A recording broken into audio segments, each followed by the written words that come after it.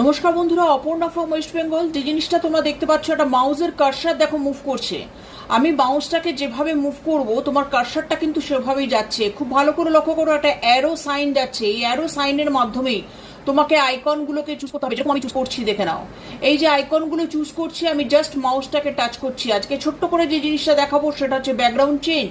Right button press করো, এরকম ধরনের একটা অপশন আসবে এবং রাইট বাটনের মাধ্যমে তুমি ক্লিক করে নাও নেক্সট ডেস্কটপ ব্যাকগ্রাউন্ড। দেখে নাও ব্যাকগ্রাউন্ড চেঞ্জ হচ্ছে।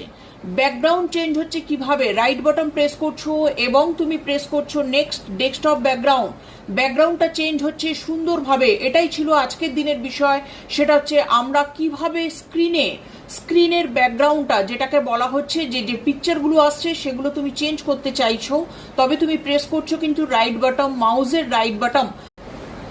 নমস্কার বন্ধুরা, অপর্ণা ফ্রম ওয়েস্ট বেঙ্গল। যে জিনিসটা তোমরা দেখতে পাচ্ছ, একটা মাউসের কার্সার দেখো মুভ করছে।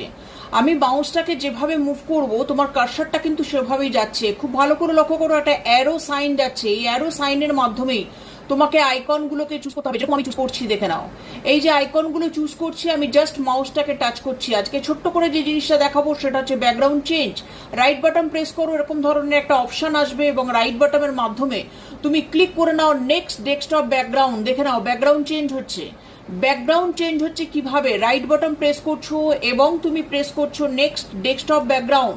ব্যাকগ্রাউন্ডটা চেঞ্জ হচ্ছে সুন্দরভাবে। এটাই ছিল আজকের দিনের বিষয়।